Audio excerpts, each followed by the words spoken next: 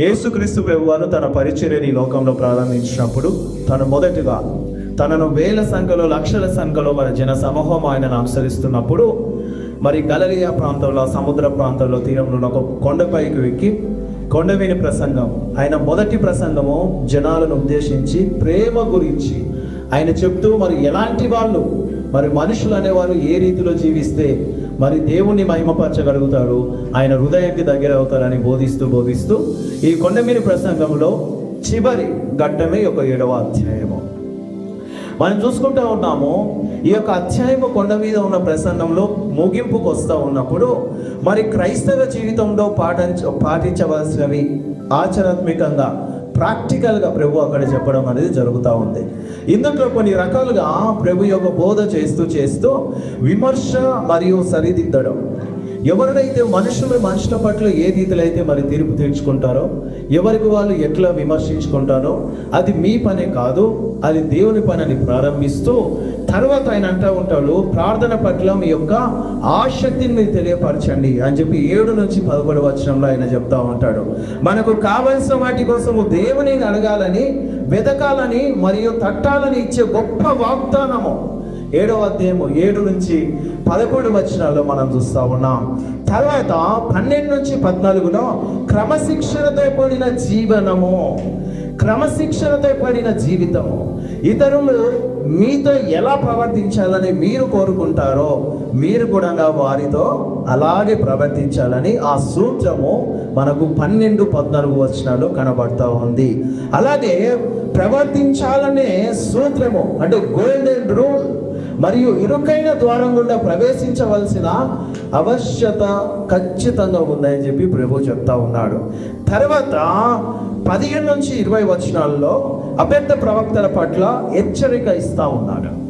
అప్పటికే యేసుక్రీస్తుకు ఆపోజిట్గా చాలా మంది అబద్ధ ప్రవక్తలు, ఈ మెస్సయ్య దేవుడు కాదు, ఈయన ఒక ప్రవక్తగా వచ్చినాడు, ఏదో పూటనం చేస్తూ ఉన్నాడు, ఒడ్లవాని కుమారుడైన యోసేపు కుమారుడైన ఈ క్రీస్తు చెప్పి బోధలు మీరు విని ఆయనను ఎట్లా అనుసరిస్తారని అనేకులు ఆయనకు ఆపోజిట్గా లేచినప్పుడు ఆ యొక్క అబద్ధ ప్రవక్తల గురించి కూడా ప్రభు ఇక్కడ సెలవిస్తూ వాళ్ళను భద్రం చేస్తూ ఉన్నాడు. అబద్ధ బోధకులను ఎలా గుర్తించాలో, వారి ఫలాల ద్వారా ఎలా వాళ్ళని హెచ్చరించాలో అనేది కూడా మనం ఇక్కడ 15 నుంచి 21 వచనాల్లో చూస్తాం. తర్వాత విధేయత యొక్క ప్రాముఖ్యత 21 నుంచి 27 వచనాల్లో. ఏదమ్మా విధేయత యొక్క ప్రాముఖ్యత కేవలం ప్రభు అని పిలిస్తే సరిపోదు, కానీ దేవుని యొక్క చిత్తాన్ని నెరవేర్చాలని చెప్పి ఆయన ముగించినాడమ్మా. ఆయన ముగించినాడు. కొండమీద ప్రసంగము 5,000 మంది పురుషులు మాత్రమే అని మనకు బైబిల్లో చూస్తాం కదా. వారి పిల్లలు, వారి భార్యలు దాదాపుగా 20 నుంచి 25,000 మంది అని చాలామంది స్కాలర్స్ చెప్తూ ఉంటారు. పురుషుల సంఖ్య మాత్రమే ఇంచుమించు 5,000 మంది కదా. చూడండి, ప్రభువా అని పిలిస్తే సరిపోదు, కానీ దేవుని యొక్క చిత్తాన్ని నెరవేర్చాలని చెప్పి ఆయన యొక్క కొండమీని ప్రసంగాన్ని ముగించినాడు. క్రైస్తవ జీవితంలో వారు కలిగి ఉండాల్సిన క్రమశిక్షణ, క్రైస్తవుని యొక్క బతుకు, వాని జీవితము, వాని ఏ రీతిలో దేవునికి విధేయతగా ఉండాలా, ఏ రీతిలో దేవుని మహిమపరుస్తూ ఉండాలా, ఏ రీతిలో దేవుని యందు వాడు జీవించి ఈ లోకం విషయంలో వాడు ఎంతగా మాదిరిగా ఉండాలని ఏకైక అధ్యాయము న్యూ టెస్టమెంట్ అంతా కూడా యేసుక్రీస్తు ప్రభు వారు స్వయంగా చెప్పిన ఈ యొక్క బోధలో, ఈ యొక్క ప్రసంగంలో ఒక క్రైస్తవుని యొక్క జీవితము ఈ యొక్క 27 వచనాల్లో ముడిపడి ఉంది. ఆ యొక్క 27 వచనాలే నిన్నైనా నన్నైనా వాటి ప్రకారంగా జీవిస్తే పరలోక రాజ్యము చేరే అవకాశము ఉంటా ఉంది. అందుకే మిషనరీస్ రాందరు first syllabus the sermon of mountain అనే సిలబస్ను వాళ్ళు కట్టేశారండి. 1985 వరకు ఈ కొండమీద ప్రసంగము భారతదేశంలో ఎడ్యుకేషన్ చేసే వారికి ఒక సబ్జెక్ట్. ఈ సబ్జెక్ట్ను ఆధారం చేసుకొని మిషనరీస్ వాళ్ళు ప్రేమను పంచుకుంటారు. మరణమైన జీవమైన లెక్క చేయకుండానట్లుగా, ప్రభువా అని మామూలుగా అనకుండానట్లుగా ప్రాక్టికల్గా వారు జీవించి భారతదేశంలో ఉన్న స్థితిగతులనన్నిటినీ మార్చింది ఒక క్రైస్తవ మిషనర్లు మాత్రమే. ఎస్, మనుషులకు జ్ఞానం ఇచ్చింది, దేశానికి జ్ఞానము నేర్పించింది కొండగిరి ప్రసంగం, యేసుక్రీస్తు యొక్క బోధ. ఆయన అంటా ఉన్నాడు కదా, ధన్యతలను మొదలుకొని అమ్మా బిజినెస్ రాకుండా అనునిత్యము దేశంలో దుఃఖపడే వాళ్ళు ఎవరమ్మా? బీదవాళ్ళు, దళితులు కదా. ఏమాత్రమో సపోర్ట్ లేకుండా, సహాయం లేకుండా వెలివేసినబడిన వారు, అనునిత్యం దుఃఖపడుతునే వాళ్ళు జీవించేవారు కదా. ఈనాదీనమో తాగడానికి నీళ్ళు లేక, తినడానికి తిండి లేక, వేసుకున్న పంటలు దొంగల వలె ధరలు వచ్చి దోసుకొనిపోయి, చదువుకునేందుకు చదువు లేక అనునిత్యము శ్రమిస్తూ కృంగి కృషించిపోయి, రోగాలు వచ్చిన, బాధలు వచ్చిన, వేదన వచ్చిన, ప్రాణాలను అది చేతుల్లో పట్టుకొని జీవించేవాళ్ళు. స్వాతంత్రం వచ్చినప్పుడు మన దేశ జనాభా అక్షరాల 30 కోట్లు. ఆ 30 కోట్లలో వరుసగా లెక్క చూసుకుంటే నాకు తెలిసి 1 కోటి అంటే ఒక 10% మాత్రమే ఈ బ్రాహ్మణ్స్ కానీ, దొరలు కానీ వీళ్ళందరూ ఉండేవాళ్ళు. మిగతా 90% అమ్మా తినడానికి తిండి లేక అల్లాడించిపోయేవాళ్ళు. అమ్మా, క్రైస్తవులు ఈ దేశానికి రావడానికి వాళ్ళను బలపరిచింది క్రీస్తు బోధ. నేను అదే అంటాను. నేను ఏమని చెప్తాను అని అంటే, మనము రక్షణ పొందిన వెంటనే బైబిల్ చదవాలనుకుంటే మత్తయి సువార్త 5 నుంచి 7 ఈ 3 అధ్యాయాలు చదివితే వాళ్ళ జీవితం చాలా బలపడుతుంది. వాడు ఎలా జీవించాలి, ఎలాంటి శ్రమలకుండా దేవుడు వాళ్ళని బయటికి తీసుకొస్తాడు, వాడు ఏ మార్గమే పెడితే దేవుని యొక్క హృదయానికి వీడు దగ్గర అవుతాడు, దేవునికి ఏ రీతిలో వీడు విధేయతగా ఉంటాడు.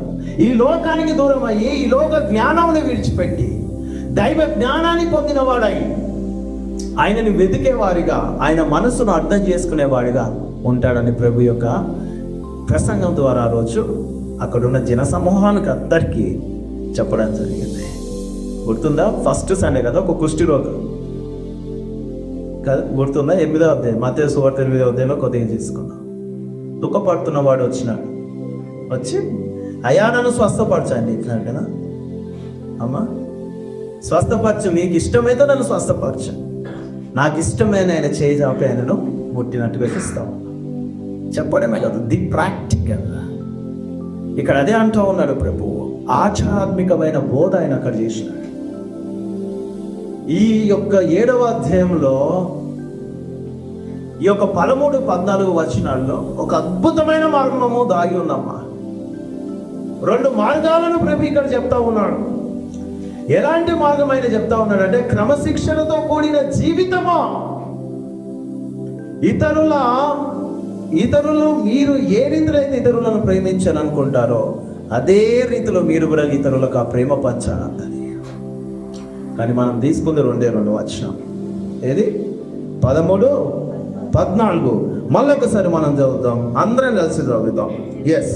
ఇరుకు ద్వారమున ప్రవేశించుడి, నాశమునకు పోవు ద్వారము వెడల్పును, ఆ దారి విశాలమై ఉన్నది, దాని ద్వారా ప్రవేశించువారు అనేకులు. జీవమునకు పోవు ద్వారము ఇరుకును, ఆ దారి సకుచితమునై ఉన్నది, దాని కనుగొన వారు అందరే.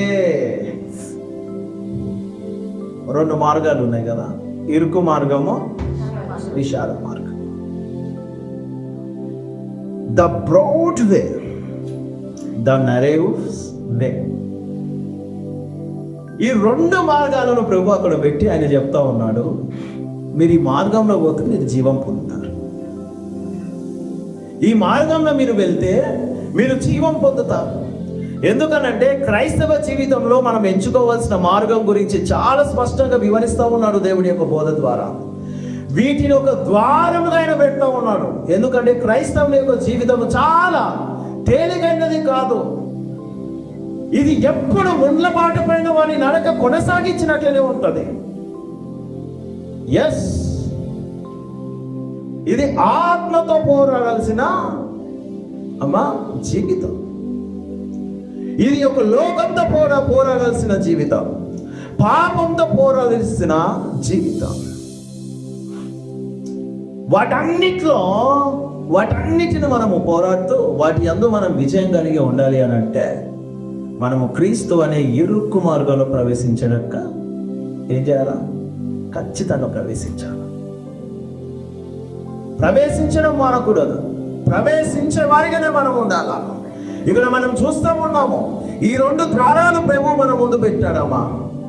ఈ 2 ద్వారాలను పెట్టి ఏమంటే ఉన్నానంటే, ఈ యొక్క 2 దారులలో అనేకులంట ఏం చేసినారంట? విశాలమైన మార్గంను కనుగొన్నారంట. ఈ కనుగొనేవారు విశాల మార్గంలో పోయే వాళ్ళకు ఇరుకు మార్గం గురించి కూడా తెలిసే ఉంటుంది. అవును కదా? ఇప్పుడు ఈ ఇరుకు మార్గం కాస్త విశాల మార్గాలుగా సంఘాలు కట్టబడట్లేదా కదా?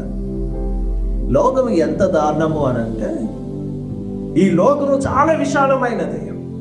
ఎలాంటి విషయం అయిందంటే, క్రీస్తు దగ్గర పాపానికి పొంతు లేదు, క్రీస్తు దగ్గర అబద్ధానికి స్థలము లేదు, క్రీస్తు దగ్గర వ్యభిచారానికి స్థానము లేదు, యేసు క్రీస్తు ప్రభు ద్వారా అనీతికి స్థానం లేదు, అన్యాయానికి స్థానం లేదు.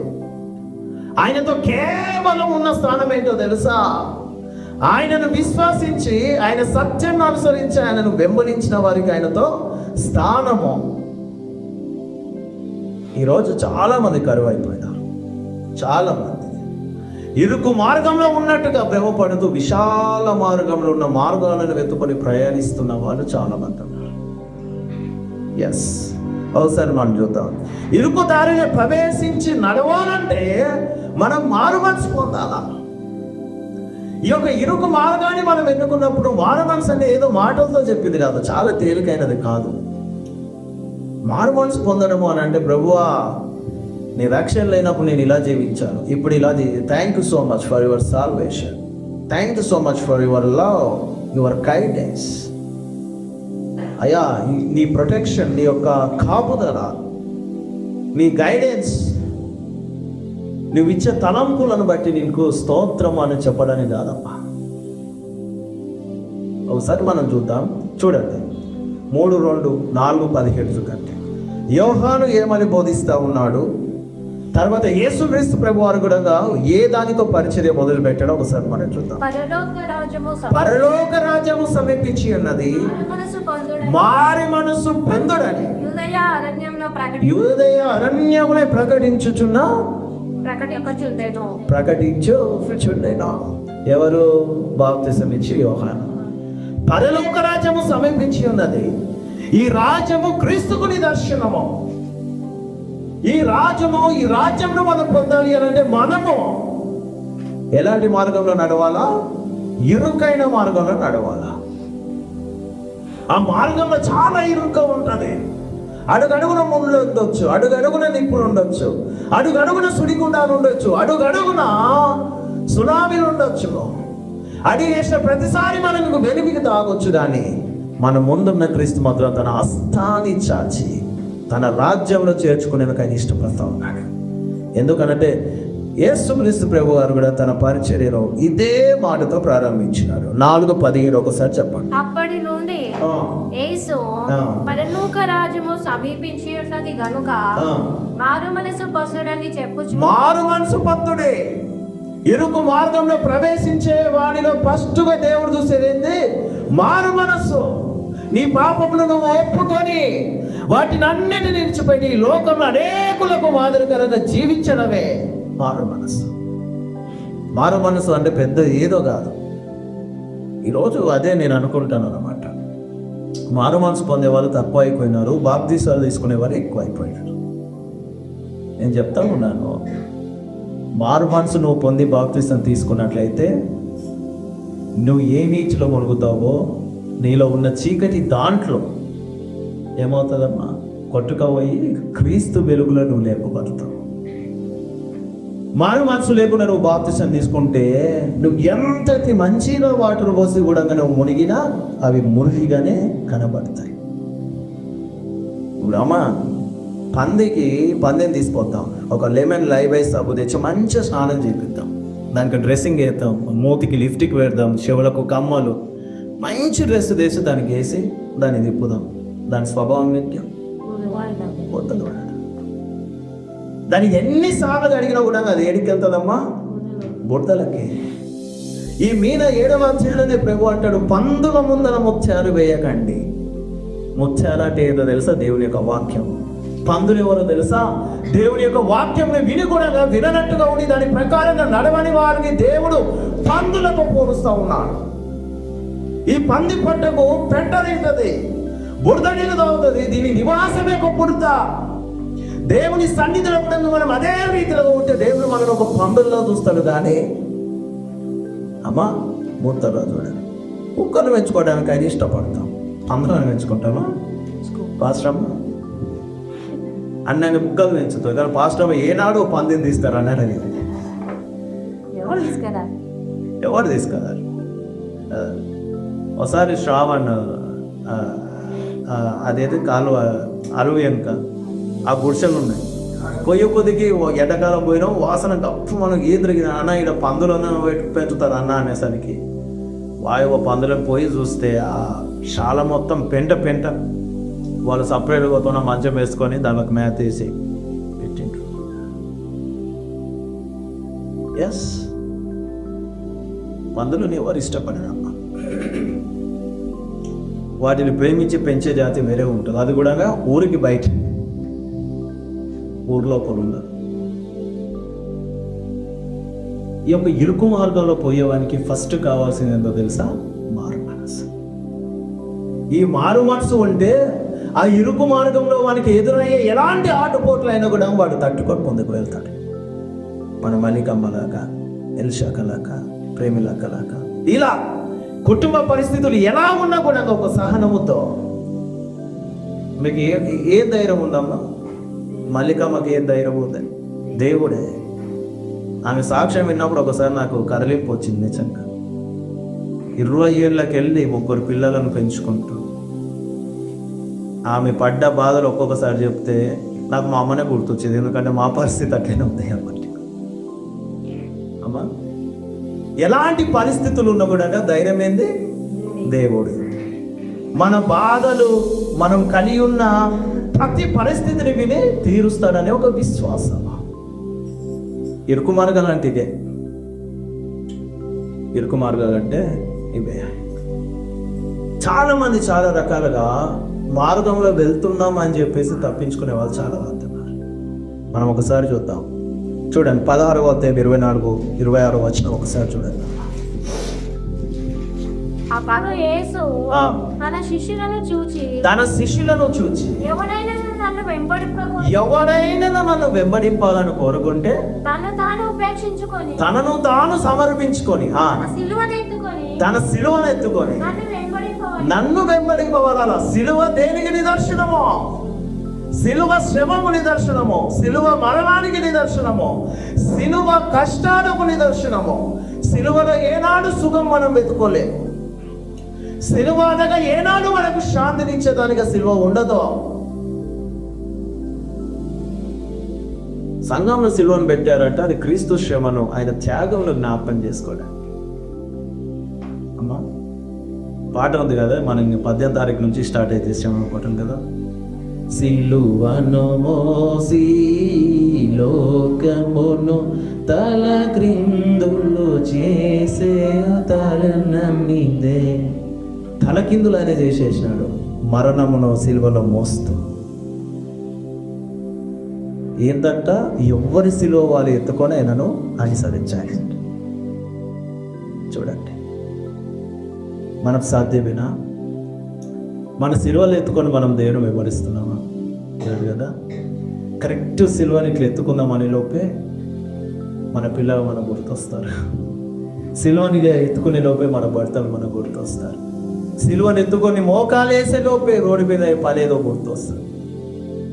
అమ్మా, శరీరాలను మనం సుఖాలకు అలవాటు చేసినాం, కానీ శరీరము సిలువకు, ఆత్మ క్రీస్తుకు అలవాటు చేయాలి. అది క్రైస్తవుని జీవితం. అది క్రైస్తవుని జీవితం. దేవుని యొక్క మార్గములో వెళ్ళాలి అంటే ఖచ్చితంగా వినయము, విధేయత కలిగి ఉండాలా. వాడు వినయంతో కూడిన జ్ఞానము వాడు కలిగి ఉండాలా. ఎందుకు అనంటే 5వ అధ్యాయంలో 3-5 వచనంలో ధన్యతలు ఆయన చెప్పుకుంటే ఏమంటా ఉన్నాడు అని అంటే, ఒకసారి మనం చూద్దాం. 5వ అధ్యాయము ఆత్మ విషయమై దీనులైన వారు ధన్యులు, పరలోక రాజ్యం వారిది. దుఃఖపడేవారు ధన్యులు, వారు ఓదార్చబడుదురు. సాత్వికులు ధన్యులు, వాళ్ళు భూలోకాన్ని స్వతంత్రించుకుందరు. ఈ 3 మాటల్లోనే దేవుడు ఇవ్వాల్సిన దీవెనలన్నీ ఉన్నాయి. నీ కన్నీనికి ఏ కారణం వచ్చినా నువ్వు దాంట్లో ఓదార్పు పొంది దాన్ని జయించేవారుగా నువ్వు ఉంటావు కదా. పైగా అంటే ఉన్నాడు, ఆత్మ విషయంలో దీనులైన వారు ధన్యులు, పరలోక రాజ్యము వారిది. దీనత్వం అంటే ఏందమ్మా? తగ్గించుకోవడం. Very good. తగ్గించుకోవడం, దీనత్వం కలిగి ఉండాలా.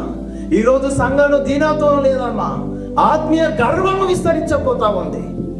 విస్తరిస్తూ అంచెలంచెలు కదా అభివృద్ధి చెందుతూ ఉందా. సేవకులైన, విశ్వాసులైన, స్త్రీలైన, పురుషులైన ఎవరిలో కూడా వారి భక్తిని బట్టి దీనత్వం ఎక్కడ కనబడట్లా. వారి భక్తిని బట్టి దీనత్వం ఎక్కడ కనబడట్లా. ఆత్మ విషయంలో గర్వం పొందిన వారమై ఉండి చీకటి రాజ్యానికి వారసులుగా మనం ఉంటా ఉన్నాం. అలాంటి వారు దేవుని సన్నిధికి చేరలేరు. సాత్వికముతో అమ్మా, సాత్వికముతో తగ్గింపు స్వభావంతో ఉన్నవారు ధన్యులు. వాళ్ళు ఏం చేస్తారంట? భూలోకాన్ని. అంతేకంటాడు ప్రభు, నిన్ను తగ్గించుకుంటే నిన్ను హెచ్చిస్తా. తనను తను తగ్గించుకున్నవాడు హెచ్చింపవాడు. ఇవి ప్రభు మాటలు. ఇవి ప్రభు మాటలు. జీవితంలో ఏకైక నిజదేవుని పరిపాలనను మనం అంగీకరించి తనకు తాను మనము ఏం చేసుకోవాలా? అర్పించుకోవాలా. ఆ యొక్క ఇరుకు మార్గంలో మన సిలువను వెతుక్కుంటూ క్రీస్తు వైపు చూస్తూ మనమైన ముందుకు మనం ఏం చేయాలంటే కొనసాగిస్తూ ముందుకు వెళ్ళిపోవాలా. దేవుని రాజ్యంలోకి ప్రవేశించాలంటే ఇరుకు ద్వారం ఒక్కటే మార్గము. ఎందుకంటే యేసు ప్రభు అంటూ ఉన్నాడు 6వ అధ్యాయంలో, నేనే మార్గము, సత్యము, జీవము. ఆయన మార్గమై ఉన్నవాడు, సత్యమై ఉన్నవాడు, ఆయన జీవమై ఉన్నవాడు. ఆయన మార్గంలోనే ఆయనే అనేక శ్రమలను, మన నిమిత్తం అనేకమైన శిక్షను, మరణమును తన శరీరము మాంసము ముద్దమని మార్చబడింది. మార్గమై ఉన్న దేవుని యొక్క మార్గంలోనే దేవుడు తన శిలువను వెతుకున్నప్పుడు ఏమైందమ్మా కదా, కొరడా దెబ్బలతో ఒళ్ళంతా దున్నబడిందమ్మా. తలపైన ముళ్ళ కిరీటం ఎత్తపడిందమ్మా. నిన్ను నన్ను ఆదరించి కవలించుకున్న చేతులకు మేకులు పట్టబడ్డాయి. నీ నిమిత్తం, నా నిమిత్తం లోకమంతా తిరుగుతూ తన సువార్తను బోధించి తన మార్గంలో నడుస్తున్న ఆయనకు కాళ్ళకు మేకులు పట్టబడ్డాయి. కళ్ళు గాయపరచబడ్డాయి, మూది గాయపరచబడింది. సుందరమైన దేహం పైన అమ్మా రక్తవర్ణము కమ్ముకున్నట్టుగా మాంసపు ముద్ద వలె ఆయన తన సిలువలో ఆ మార్గంలో మార్చబడ్డాడమ్మా. దేవుని యొక్క స్వరూపంలోకి, క్రీస్తు యొక్క స్వరూపంలోకి మనం వెళ్ళాలి అని అంటే మన సిలువను మనం ఎత్తుకొని ఇరుకు మార్గానికి నిదర్శనమైన క్రీస్తు వైపు మనం పరిగెత్తాలా. అది దేవుడు కోరుకుంటా ఉన్నాడు. అది కోరుకుంటా ఉన్నాడు. ఈరోజు సంఘానికి రావాలంటే కూడా కొంతమందికి చాలా బద్ధకం. ప్రార్థనలు చేయాలన్న బద్ధకం. ఎరుకు మార్గంలో ఉన్నామని విశాల మార్గంలో ఉన్న జీవితాలను వాళ్ళు జీవిస్తూ ఉంటారు. ఇది ఎంత దుర్లభము అని అంటే ఏమాత్రము దేవుడు సహించడమ్మా. ఏమాత్రము ఇరుకు మార్గంలో ఉన్నట్టుగా భ్రమపడుతూ అమ్మా, యేసు ప్రభువు తానే దేవుని రాజ్యానికి ద్వారంగా తనను తాను చెప్పుకున్నాడమ్మా. ఆ ద్వారం ఇరుకు మార్గంగా మరి క్రీస్తు యొక్క వాక్యం సెలవిస్తున్నప్పుడు ఆ ఇరుకు మార్గంలో ఉంటున్నామని భ్రమపడుతూ విశాల మార్గానికి సంబంధించిన క్రియలు, అట్టి అలవాట్లు, అట్టి తలంపులు మనలో ఉంటే మనం పందులు కాకుండా ఇంకేమవుతాం అమ్మా? ఏమవుతాం? లోక జ్ఞానము దేవుని దగ్గర పనికిరాదు. గర్వము దేవునికి ఇష్టం లేదా? ఆయన ఎంత మంచోడంటే అనునిత్యము మనుషుల యొక్క ప్రవర్తన ద్వారా, మాటల ద్వారా, వారు వెళ్ళే మార్గాల ద్వారా ఆయనను అవమానించిన కూడా ఆయన ప్రేమ ద్వారా వాటన్నిటిని లయపరిచే అవకాశాలు ఇస్తాయి. ఆయన ప్రేమ ఎంత గొప్పది అంటే మన నిమిత్తం ఆయన పైన క్యాకరి చొమ్మిచ్చిన కూడా ప్రభువా వీరికి ఏమి తెలియదు కాబట్టి వీరిని క్షమించు, వీరు నన్ను ఇంకా ఎరగక ఉన్నారు కాబట్టి మేము క్షమించు. ఈ మాట ఇప్పటికీ దేవుడు అంటూనే ఉంటాడు.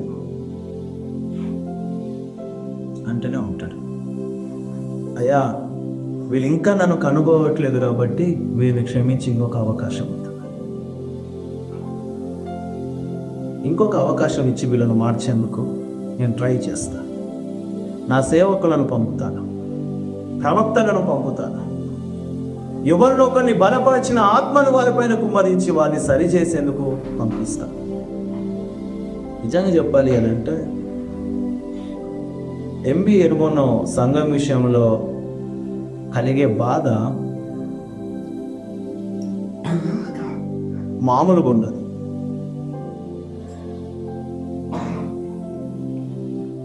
వాళ్ళు అనుకుంటూ ఉన్నారు కదా, క్రీస్తు అనే మార్గంలో మేము ఉన్నాం, క్రైస్తవం అని చెప్పుకుంటూ విశాల మార్గంలో నడుస్తూ వాళ్ళకు తోచింది వాళ్ళు చేసుకుంటా,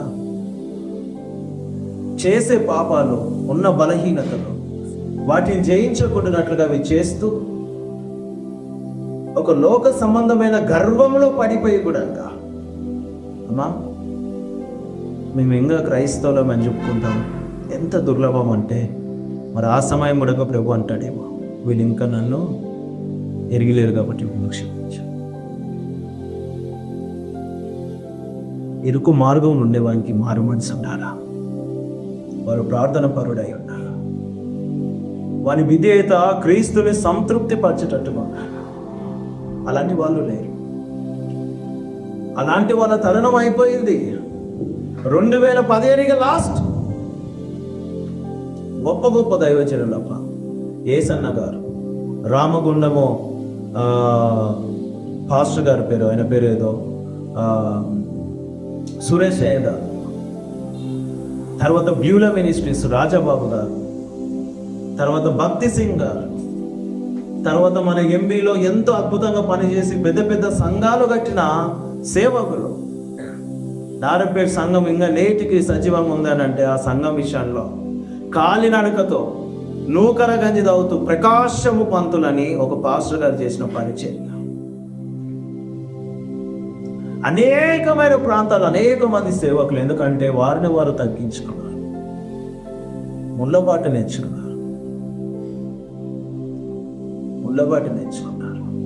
ఇరుకు మార్గంలో ప్రవేశిస్తూ క్రీస్తు గురించి పరిగెత్తడం మొదలు పెట్టారమ్మా. అది ఎంత గొప్ప సంగతి చూడండి. యోహాను సువార్త 3:36 అంటాడు, అందువల్ల ఆయనలో విశ్వాసించిన ప్రతి ఒక్కరు కూడా ఆయనలో ప్రవేశిస్తారని లేఖనం అక్కడ సెలవిస్తాం. ఒకసారి చూడండి. కుమారుని యందు విశ్వాసం ఉంచిన వాడే నిత్య జీవం గలవాడు. కుమారునికి విధేయుడు కానివాడు జీవము చూడడు కానీ దేవుని యొక్క ఉగ్రత వారిపై నిలుస్తుందంటమ్మా. తప్పించుకోలేదు, ఈ ఉగ్రత నుండి ఎవరూ తప్పించుకోలేదు. కుమారుని యందు విశ్వాసం ఉంచి విశ్వాసం వచ్చువాడే నిత్య జీవము గలవాడు. కుమారునికి విధేయుడు కానివాడు, నమ్మకస్తుడు కానివాడు జీవము చూడడు కాని వారిపైకి దేవుని యొక్క ఉగ్రత వస్తది. ఆ ఉగ్రత నుంచి ఎవడనూ తప్పించుకోలేడు. క్రీస్తుపై నిజమైన నమ్మకాన్ని, పశ్చాత్తాపము, స్వార్థము, త్యాగము, దేవునికి లోబడాలన్న మనస్సు జతగా ఉన్నవాడు మాత్రమే క్రీస్తు రాజ్యానికి చేరగలుగుతాడు. మనం ఎంత బలంగా ప్రార్థన చేస్తున్నాం, ఎంత గొప్పగా ఇతరులకు చెప్తున్నాం అనేది ముఖ్యం కాదు. మీలో సాధుశీనతమైన తగ్గింపు స్వభావం, వినయం, మారు మనసు, పశ్చాత్తాపం దేవుడు చూస్తుంది. ఇవి లేకపోతే ఆ విశ్వాసము కూడా యథార్థమైనది ఎలా అవుతుంది అని ప్రభు చెప్తా ఉంటాడు అన్నమాట. ఎవడైతే నా యందు నమ్మకం లేకుండా, విధేయత లేకుండా, వాడు నేను దేవుని విశ్వసిస్తా ఉన్నాను, దేవుని ప్రేమిస్తా ఉన్నాను, ఆయన నేను వెంటాడుతూ ఉన్నాను అని చెప్తే అది ఎట్లా నిజమైన విశ్వాసం అవుతుంది? ఇవన్నీ విశాల మార్గానికి సంబంధించిన వాళ్ళే అలా ఉంటారు. దేవుని యొక్క ఇరుకుదారి జీవానికి నడిపిస్తూ ఉంది. అది ఆధ్యాత్మిక జీవం. దేవునితో అనంత జీవంలోకి, నిత్య జీవంలోకి మనను నివసింప చేస్తూ ఉంది. ఒకసారి మనం చూద్దాం. యోహాను సువార్త 1:12-13, అలాగే 3:16, 5:24, 6:47 వచనాల్లో కూడా ఇవి ఉంటాయి. మీరు రాసుకోండి, ఇంటికి వెళ్ళాక ధ్యానించవచ్చు. అక్కడ ఆయన అంటూ ఉన్నాడు, దేవునితో నిత్య జీవం కలిగిన వారై వీరు ఉంటారని లేఖనాల ద్వారా ఆయన సెలవిస్తూ ఉంటాడు. అయితే ఈ లోకంలోని అపరితమైన జన సమూహములతో పోల్చి చూస్తే ఈ ఇరుకు దారిని చూచి ప్రవేశించే వాళ్ళు చాలా తక్కువ మంది. యేసు అంటే ఈ లోకానికి పడదు కదా, యేసు అంటే ఈ లోకానికి పడదు. ఈ యొక్క మార్గమును పరిశోధించి చూస్తారు. ఈ ఇరుకు దారంలోకి తలపెట్టి చూస్తారు. అమ్మో, ఇది చాలా ఇరుకుగా ఉంది, ఇది చాలా ప్రయాసంతో కూడింది అనుకుంటున్నా, ఇది చాలా రకాలుగా నా కంటికి కనబడుతూ ఉంది, దీనిలో వెళ్తే నేను బతుకుతాను చేస్తాను అని చెప్పి చాలా మంది ప్రవేశించకున్నట్లుగా ఉంటా ఉన్నారు. అది దేవుడికి ఇష్టంలా. ఒకసారి నువ్వు దేవుడిని నమ్మినావా, ఆయనను విశ్వసించినావా, ఇది సిల్వను ఎత్తుకొని నువ్వు ప్రయాణం చేయాల్సిందే, ప్రయాణము చేయాల్సిందే. చాలా మంది ఉండట్లేదు, ఆ మార్గాన్ని కనుగొనలేక వారి హృదయంలో దేవుని యొక్క కార్యం వల్ల కలిగే ఫలితము కూడా వారు చూడలేక చాలా మంది వెళ్తా ఉన్నారు. కానీ విరుగు మార్గంలో ప్రవేశించేవాడు ప్రతి ఒక్కడు ఫలితాన్ని చూస్తాడు. వాడు క్రీస్తు యొక్క జీవంలోకి వాడు వెళ్తాడు. చూడండి, ఎక్కువ మంది విశాలమైన దారిలో ఉన్నారు అని అంటే ఇది ఇహలోక మార్గము, పాపులకి ఇది ఒక మార్గము. అనేక మంది దేవుళ్ళను, విగ్రహాలను, లేకపోతే రకరకాలుగా చెప్పబడిన పాపాలను చేస్తూ ఈ యొక్క మార్గంలో ప్రవేశించేందుకు ఇష్టపడే వాళ్ళు చాలా మంది అసలు దేవుడు అనే వాణ్ణి లెక్క చేయని మార్గంగా ఈ యొక్క విశాల మార్గం కనబడతా ఉంది. ఇది మనుషుల భ్రష్ట స్వభావాన్ని అనుసరించి ప్రవర్తించే మార్గంగా దేవుడు చెప్తా ఉన్నాడు. ఒకసారి చూడండి, ఇష్టమేమిట చూడకుండా కూడా మనుషులకు ఈ లోకంలో నివసిస్తున్న ప్రతి ఒక్కరికి కూడా వారి యొక్క ఇష్టాలు ఏమై ఉంటాయి అని అంటే, వారికి ఇష్టమై ఉన్నది ఏది అని అంటే ఫస్ట్ డబ్బు కదా. ప్రభు యొక్క లేఖనం ఏం సెలవిస్తూ ఉంది? ధనాపేక్షకు, నేత్రాశయులు, ఇంకా నేత్రాశయు, శరీరాశయు, జీవపు డబ్బానికి దూరంగా ఉండండి. నేత్రాశ అంటే ఏంది? కళ్ళ చూసిన వెంటనే ఇష్టంగా మార్చబడేది కదా. శరీరాశ అంటే ఇష్టంగా మార్చబడేది కాస్త శరీరంతో. జీవపు డబ్బము అంటే పొగరు, గర్వము, ఇక చెప్పలేనంత భీమత్వమైన ఒక ఉన్నత స్థితిలో వాళ్ళది కట్టేసుకుంటారు కదా. ఈ 3 విషయాలు కూడా దేవుడు ఏం చెప్పినాడు? దూరం ఉండమని చెప్పినాడు. కానీ ఈ విశాల మార్గంలో ఈ 3 ఉంటుంది. నేత్రాశ ఉంటుంది, శరీరాశ ఉంటుంది, జీవపు డబ్బం ఉంటుంది, ఆశ నిగ్రహం ఉండదు. ఆశ నిగ్రహము ఉండదు. ఎలా ఉండదు అని అంటే, ఈ మార్గంలో వెళ్ళేవానికి సత్యంను గ్రహించేంత జ్ఞానం ఉండదు. ఈ మార్గంలో వెళ్ళేవానికి క్రీస్తును లెక్క చేయకుండానట్లుగా వాడు ఏం చేస్తాడంటే వానికి ఇష్టం ఉన్నది చేస్తూ ఉంటాడు కదా. అమ్మ, తాగుడు తప్పు అని తెలుసా తెలియదా? తాగిన వాళ్ళ ఆరోగ్యం వస్తుందా, అనారోగ్యం వస్తుందా? అమ్మ, అనారోగ్యం వస్తుంది. కొంచెం తాగుడు ఎక్కువైతే ఉన్న లివర్లు అని పోసి స్మోకింగ్ ద్వారా మంచి ఆరోగ్యం వస్తుందా? వ్యభిచారం ద్వారా మంచి ఆరోగ్యం వస్తుందా? దొంగతనాల ద్వారా మంచి పేరు ఏమైనా వస్తుందా? అమ్మా, పాపం ద్వారా ఏమైనా మంచి బిరుదులు ఏమైనా వస్తాయా? అబద్ధము ద్వారా మనం సంపాదించేది ఏదైనా ఉంటుందా కదా. ఇవన్నీ ఈ విశాల మార్గంలో ఉంటాయి. ఈ విశాల మార్గంలో ఇవి ఉంటాయి. దేవుని ఏమాత్రము లెక్క చేయకుండా చూడండి, ద్వితీయోపదేశ కాండం 11:28 వచనం ఒకసారి చూడండి. 11వ అధ్యాయము 28వ వచనం ఒకసారి. నేను నీకు ఆజ్ఞాపించు మార్గమును విడిచి మీరు ఎరగని ఇతర దేవతలను అనుసరించిన ఎడల శాపము మీకు కలుగును. ఏం కలుగుతుందంట? శాపము కలుగుతుందంట. దేవుడు నిర్ణయించిన మార్గం ఏంటి? ఇరుకు మార్గం అనగా నీతి న్యాయానికి ఒక నిదర్శనము, క్రీస్తుకు ఒక నిదర్శనము, దేవుని యొక్క రాజ్యంలోకి వెళ్ళే మార్గము ఇరుకు మార్గం. అది దేవుడు కూడా ఉంచి ఆ మార్గంలో వెళ్ళకుండా ఇతర మార్గంలో మీరు వెళ్తే మీరు ఏం తెచ్చుకుంటారన్నారు? శాపం. మరి వ్యభిచారం చేసే వారికి హెచ్ఐవి రాలేదు, వచ్చింది కదా. దొంగతనం చేసేటోనికి పేరు ప్రతిష్టలు పోలే, తాగోతులోనికి రోగాలు రాలే, వచ్చినాయి. అబద్ధికుని యొక్క నాలుకలు కోయపడతాయి. అబద్ధము ద్వారా వాడు ఎంత కట్టుకున్నా కూడా ప్రభు అంటాడు, మీరు ఎంత రహస్యం అది ఎంత పాపం చేసినా అది ఏనాడికి దాగి ఉన్నదంట. ఏదో ఒక రోజు అది బట్టబయలు కాక తప్పదంట. తెలిసి ఒక విశాల మార్గంలో వెళ్ళి శాపము చేకూర్చే కన్నా క్రీస్తు వైపు చూస్తూ ఆయన మార్గంలో వెళ్ళడము చాలా మంచిది. మనిషికి ఇది ఎంత మేలుకరము అని అంటే అది ఏది ఏమైనప్పటికీ కూడా వీళ్ళు ఆల్రెడీ తప్పిపోయినారమ్మ. న్యాయాధిపతులు 2:17 మనం చూస్తాం.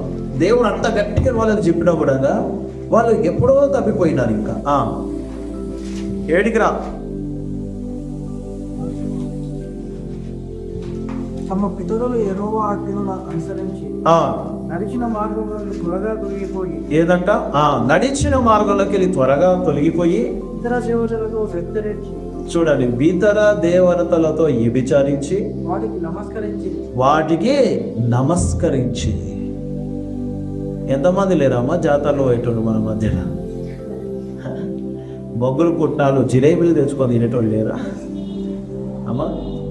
స్నేహితులు పిలిచిండ్రా, నేను ఏమానోక్ కదా, ఫ్రెండ్స్ పిలిచిందని గంధాన్ని పోయి గంధం మూసుకొని లేనిపోని పని చేసేవారు లేరా? దేవుడు వాటి అన్నిటి దేవతను పోలుస్తున్నాడు.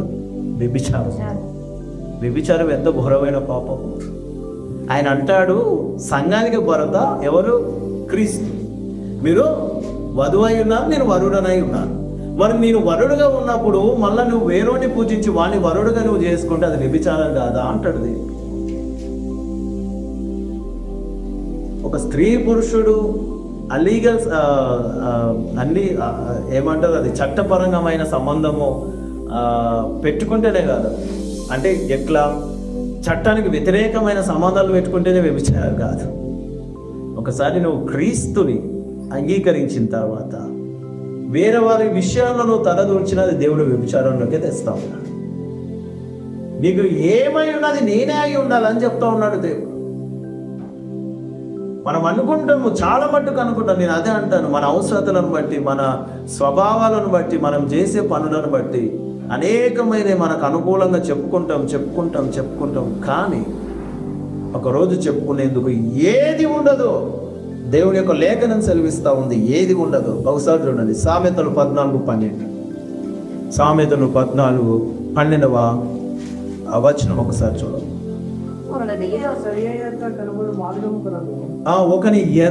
ఒకని ఎదుట సరైన మార్గం కలిగినది కనబడున అయితే ఏదంట గట్టిగా చెప్పండి అమ్మ.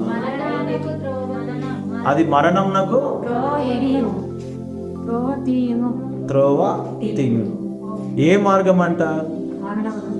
ఒకని ఎదుట సరైనది కనబడినా అది ఎక్కడ పోతుందంట? చెప్పాలా? మీరు చెప్పాలని, మీరు నాకు చెప్పాలని కాదు, మీ నోట్తో మీరు చెప్పాలని నేను అడుగుతున్నాను.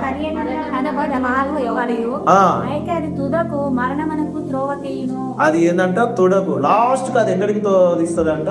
మరణానికి. మరణం అనగా శిక్ష.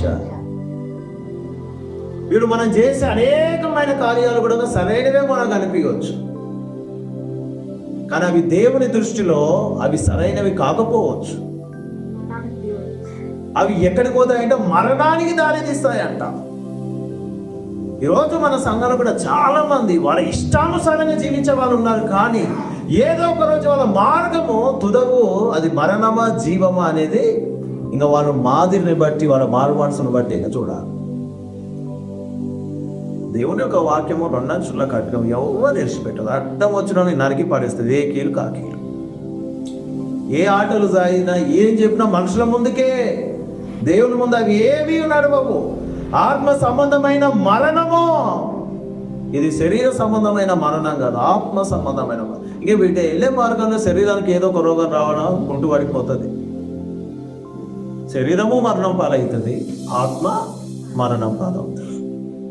యేసు ప్రభు మనుషులను ఇరుకు దారిలో ప్రవేశపెట్టాలని ఆయన ఆశపడుతూ ఉన్నాడు. కాబట్టి తన శిష్యులకు చెప్తా ఉన్నాడు, మీరు నన్ను అనుసరించాలి అని అంటే ఏం చేయమన్నాడు? మిమ్మల్ని మీరు సమర్పించుకొని మీరు కలిగి ఉన్న సిలువను ఎత్తుకొని నన్ను అనుసరించనని. ఇక నేను ఒక ముచ్చట చెప్తాను. 4 స్నేహితులు ఉన్నారు, వాళ్ళు కొత్తగా దేవుని నమ్ముకున్నారు. వాళ్ళ పేర్లు మనం పెట్టుకున్నాం, మింటూ, కాంతి, వికాష్, తర్వాత ఆముక్. ఈ 4 ప్రభు అన్నాడు అంటారే, మీరు నన్ను వెంబడిస్తూ ఉన్నారు కదా, మీ సిల్వలను మీరు ఎత్తుకొని నన్ను వెంబడించండి అన్నాడు. అయితే బాగానే ఉంది, 3 బాగానే మోస్తూ ఉన్నాడు. ఒకడు ఎత్తుకున్నాక కొద్ది ఇక్కడ నుంచి గేట్ వరకు వెళ్ళేసరికి ఆ స్టెప్స్ ఎక్కుతుంటే అది బరిగెట్టు అయిపోయి కింద పెట్టి ఊక్కున్నాడంట. ఏమైంది ఆనోకు ఇట్లా ఊక్కున్నావు అని అడిగినట్టు. ప్రభువా, ఈ సిలువ చాలా బరువు ఉంది, నా భుజం మొత్తం మోస్తూ ఉంది, నేను మోయలేకపోతున్నాను. సరే మెట్లయితే ఎత్తుకొని అన్నాడంట. ఆనోకు ఏం చేసిండంట, ఎత్తుకొని మెట్లెక్కి పోయి మళ్ళీ రోడ్డు మీద కూక్కున్నాడంట. అరే అందరూ సిలువ మోస్తూ ఉన్నారు, మిగతా 3 అందరూ చాలా బాగా నడుస్తూ ఉన్నారు, నీకేమైంది అని అంటే, ప్రభువా నీకు తెలియదా, వాళ్ళ కలకలక సిలువలు ఇచ్చినావు, నాకు బరగైన సిలువలు ఇచ్చినావు అన్నాడంట. సరే అల్క ఉన్న సిలువను నువ్వు ఎత్తుకుంటావా అన్నాడంట. సరే ప్రభువా నేను ఎత్తుకుంటానంటే, అరే వికాస్ నువ్వు ఆగురా, నీ సిలువ ఆనకి ఆనోకి సిలువ నువ్వు తీసుకో అన్నాడంట. వీళ్ళిద్దరు సిలువను మోసుకున్నాక మళ్ళీ వీడి వికాస్ యథావిధిగా ఆ సిలువను మోసుకొని ప్రయాణం కొనసాగుతూ ఉందంట. మళ్ళీ ఆనోకు ఈ నుంచి ఒక 50 మీటర్లు పోయి మళ్ళీ ఒకటి, ఏది ప్రభు ఇది నా సిలువ కన్నా బరువు ఉంది, దీన్ని నేను మోయలేకపోతున్నా, నేను మోసిన సిలువని అల్క ఉంది కాబట్టి అదే సిలువ నాకు అన్నాను. ఆడు ప్రభు అన్నాడంట, అరే పిచ్చోడా, ఎవరి సామర్థ్యం కొలది, ఎవరి సామర్థ్యం కొలది. వాళ్ళు ఏదేది అనుభవించాలో, ఏ రీతిలో వాళ్ళ మార్గాలు నడవాలో నాకు తెలుసు. కాబట్టి ఎవరు ఎంత మోయగలుగుతారో అంత సిలువలనే వాళ్ళకి నేను ఇస్తా ఉన్నా. నీ సిలువ కన్నా వికాస్ కానీ సిలువ బరుగుందని నువ్వు అంటున్నావు కదా, మరి నువ్వు నీ సిలువ మోయలేకపోతా ఉన్నావు, వాని సిలువ మోయలేకపోతా ఉన్నావు. ఈరోజు కుటుంబ పరిస్థితులు ఇట్లనే అయినాయి. మనం అనుకుంటాం మనం కలిగి ఉన్న శ్రమల కన్నా ఇతరులకు ఇంకా ఎక్కువ ఉండొచ్చు.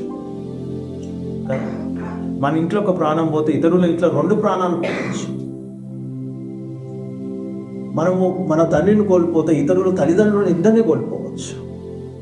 కానీ ఎవరి బాధ వాళ్ళకి. యేసు ప్రభు కూడా అంతే, శిష్యులతో అదే చెప్పినాడు, ఎవరి సేవ వాళ్ళు ఎత్తుకొని నన్ను అనుసరించండి. ఆయన ఎత్తుకున్న వాళ్ళు మామూలుగా ఆ ఇరుకు మార్గంలో వెళ్ళలేదా? నాకు అదే అనిపిస్తుంది. నేను వీనుంటే యేసుక్రీస్తు ప్రభు వారి యొక్క శిష్యుల చరిత్ర, వాళ్ళ మరణాల గురించి లేఖనాల్లో పరిశుద్ధ గ్రంథంలో రాయబడలేదు. నేను మన గ్రూప్లో పెడతాను, మీకు ఖాళీ ఉన్నప్పుడు మీరు ధ్యానించండి వారి జీవిత చరిత్ర. అమ్మా, తలక్రిందులు సిల్వలు వేసినారు, రంపాలతో కొందరిని పోసినారు, మసలే నూనెలో ఆయిల్లో కాయనం దేవుడారు, చర్మంను ఒలిచి బతుకున్నప్పుడే మళ్ళా చర్మాన్ని తన దేహానికి కుట్టేసినారు.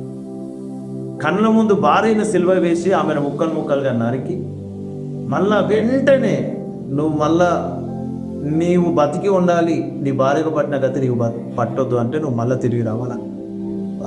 వాళ్ళు ఎత్తుకున్న సిల్వలు దింపాలి. ఎవరో దింపాల. ఈరోజు క్రైస్తత్వం అట్లుందా?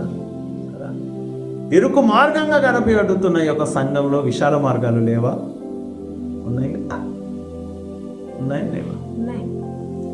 చాలా మట్టుకు నేను అదే అంటాను, దేవునికి దగ్గర కావాలి అని అంటే మనం ఏం కలిగి ఉండాలో, ఒక సాత్వికంతో వినయముతో దేవుని వెంబడించే వారికి ఉండాలా. మారు మనసు పొందిన వారికి ఇతరుల గురించి ముచ్చట్లు ఉండవు. మారు మనసు పొందిన వారికి ఇతరుల గురించి, వారి భాగోళ్ళ గురించి, వారి ఇండ్ల పైన జరుగుతున్న వాటి విషయాల వరకు ఆలోచనలు ఉండవు. చెడిపోతున్న వారికి హస్తానిచ్చి ఆదుకునే తత్వం ఉంటుంది. యేసు ప్రభు అదే కదా కలిగి ఉన్నది. ప్రేమ లేని వారికి ప్రేమ పంచడము, ప్రాణాపాయంలో ఉన్న వానికి ప్రాణము పెట్టడము. ఆయన అంటాడు, నేను ఆకలిగా ఉన్నప్పుడు నాకు ఆహారం పెట్టలేదు, నేను దప్పిగా ఉన్నప్పుడు నాకు దానం ఇవ్వలేదు, ఉండడానికి ఇదో చోటు ఇవ్వలేదు అంటే శిశువు అంటాడు కదా. నువ్వు ఎప్పుడు వచ్చి మమ్మల్ని ఆహారం అడిగినావు, నువ్వు ఎప్పుడు నీళ్ళు అడిగినావు, నువ్వు ఎప్పుడు బట్టలు అడిగినావు, నువ్వు ఎప్పుడు మమ్మల్ని స్థలం అడిగినావంటే నేను వచ్చి అడగడం కాదు. ఏ మనుషులైనా సహాయం కోరి ఈ దగ్గరకు వచ్చినప్పుడు మీరు చేయలేదు కాబట్టి వారి యందు నేనున్నాను కాబట్టి మీరు నాకు చెయ్యలేదు. అబ్బా, యేసు ప్రభు ఎంత ప్రేమ స్వరూపి అంటే ఈ లోకానికి ఆయన ప్రేమ ఎందుకు అర్థమవుతుందో నాకు అర్థం కావట్లేదు. విశాల మార్గం ఇష్టపడేవారే ఈ ప్రపంచం. కాబట్టి ఈ లోకం ఎప్పుడు క్రీస్తుకు విరోధమే. లోకంలో జీవిస్తున్న క్రైస్తవుడు కూడా క్రీస్తుకు విరుద్ధమే. సంఘాలు విశాల మార్గంలో ప్రయాణిస్తూ ఎక్కడికమ్మా ఒకటి ఎదుట మార్గము ఉంచబడింది, మనకు అనుకూలంగా అది కనబడింది. కానీ ఆ యొక్క తుదగా మార్గం ఏమైంది? మరణముగా మార్చబడింది. ఈరోజు సంఘాల పరిస్థితి కూడా అంతేనే. సంఘాన్ని నిలబెట్టుకోవాలన్నా, సంఘాన్ని బలపరచుకోవాలన్నా సంఘంలో ఉన్న ప్రతి విశ్వాస యొక్క ప్రార్థన అవసరం, విశ్వాసుల యొక్క పోరాటం అవసరం.